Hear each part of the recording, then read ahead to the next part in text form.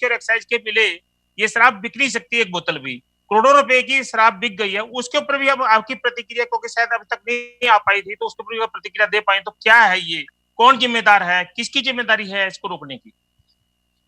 वैशाली जी और ईमान साहब को सवाल के लिए साधुवाद और धन्यवाद। हरियाणा में शराब तस्करी खुले आम लॉकडाउन के समय भी चली। हमने बार बार इस मामले को उठाया और कहा कि एक्साइज डिपार्टमेंट और पुलिस विभाग और शराब के तस्करों और ठेकेदारों, और कहीं कहीं ये इल्जाम भी आया कि शराब की डिस्टिलरी यानी फैक्ट्रियों, उन सब की मिली भगत के बगैर ये असंभव है। और जो सोनीपत के एक गोदाम से करोड़ों रुपए की शराब चोरी हुई, कुछ तो उसे सैकड़ों करोड़ भी कहते हैं, वो गोदाम जिस पर हरियाणा के एक्साइज डिपार्टमेंट की मोहर लगी थी, उसका वीडियो मैंने भी जारी किया और कई टेलीविजन चैनल्स ने मुख्यता से दिखाया भी। हमने तब भी ये सवाल पूछा था, क्या ये सब घालमेल और तस्करी सरकार के संरक्षण में हो रहा है? और अब तो जो हमने कहा था उस पर हरियाणा के गृह मंत्री ने ही मोहर लगा दी। और हमने ये पिछले दिनों में देखा कि गृह मंत्री और आबकारी यानी शराब मंत्री, एक तरफ अनिल विज जी और एक तरफ दुष्यंत चौटाला जी, वही एक दूसरे पर आरोप प्रत्यारोप लगा रहे हैं। गृह मंत्री अनिल विज कहते हैं कि ये एक्साइज डिपार्टमेंट की मिली भगत और शायद पुलिस की मिली भगत के बगैर नहीं हो पा रहा। आबकारी मंत्री यानी शराब मंत्री दुष्यंत चौटाला कहते हैं कि मैंने इसकी जांच के लिए अनिल विज साहब को लिखा है। अनिल विज साहब कहते हैं कि मेरे को इस प्रकार की कोई सूचना नहीं मिली है। क्या ये नहीं दर्शाता, ये विरोधाभास दो उप मुख्यमंत्री और गृह मंत्री का ये जो विरोधाभास है, ये शराब की तस्करी माफिया की हरियाणा में मौजूदगी और कहीं ना कहीं सरकारी संरक्षण का अपने आप में सबूत है। असलियत जांच के बाद सामने आएगी। क्या खट्टर साहब संज्ञान लेकर जांच करेंगे? सवाल ये। धन्यवाद। सर राम सिंह बराड़ जी हैं सर।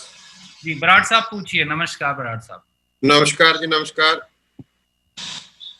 सुरजेवाला साहब, मैं आपसे ना एक हरियाणा से जो अहम इशू है उस पर बात करना चाहूंगा।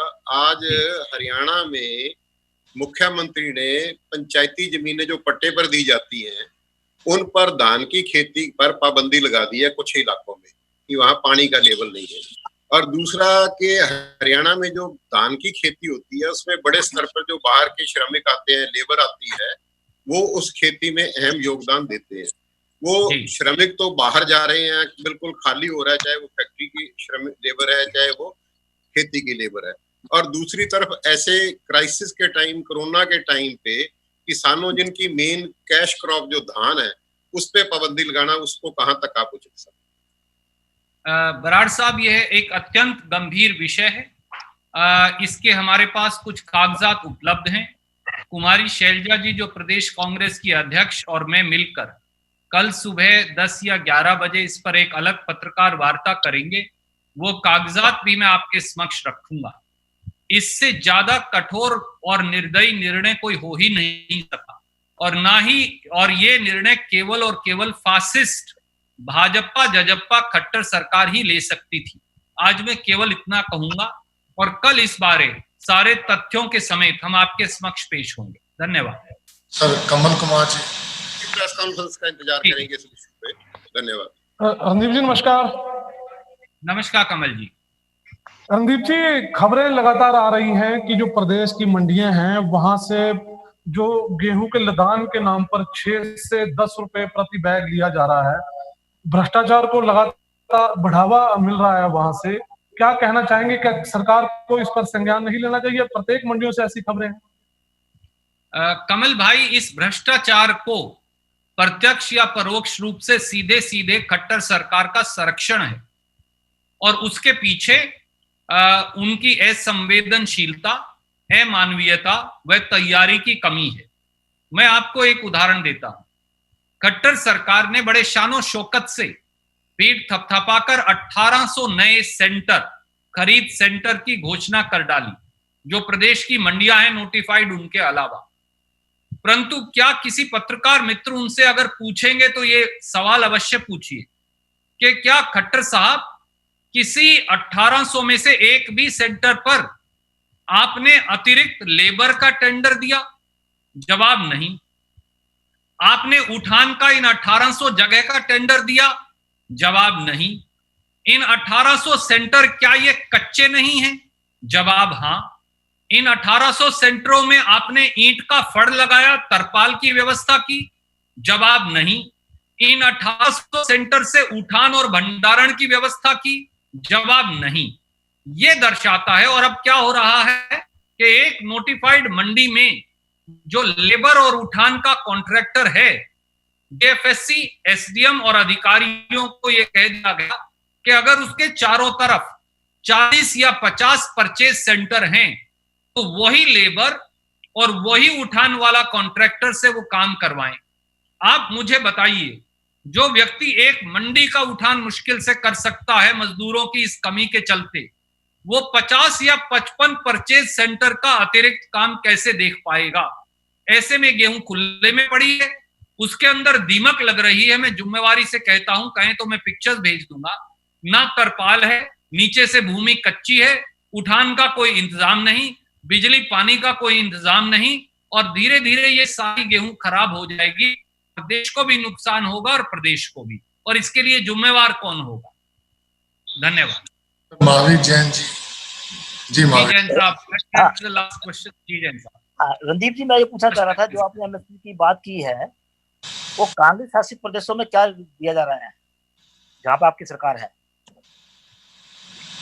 न्यूनतम समर्थन मूल्य 1925 रुपये प्रति क्विंटल है। किसान को 1925 रुपया प्रति क्विंटल का न्यूनतम समर्थन मूल्य मिलेगा।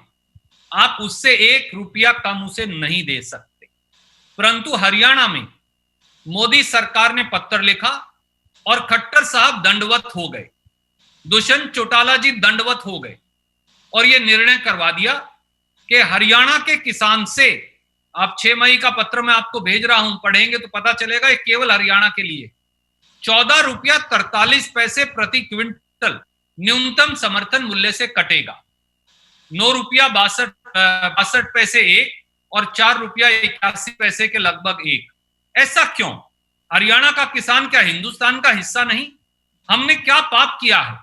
अब क्या हरियाणा के किसान को बोनस की बात तो दूर, न्यूनतम समर्थन मूल्य का भी वो अधिकारी नहीं रहा? इस प्रकार की आर्थिक आपदा की तरफ हरियाणा के किसान को क्यों धकेला जा रहा है? मुख्यमंत्री जी आज ही सामने आकर इन 5 सवालों का जवाब दें और हमारी तीनों मांगों को स्वीकारें। ये हमारी उनसे विनम्र निवेदन है। अगर अब आपकी इजाजत हो तो आज की इस पत्रकार वार्ता को यहीं कंक्लूड करके बहुत जल्द हम कल 10 से 11 बजे के बीच में कुमारी शैलजा जी, जो प्रदेश कांग्रेस की अध्यक्ष हैं, और मैं आपके बीच में पुनः उपस्थित होंगे एक और महत्वपूर्ण मुद्दे को लेकर। नमस्कार, आप सबका बहुत बहुत धन्यवाद। धन्यवाद, आपका भी धन्यवाद।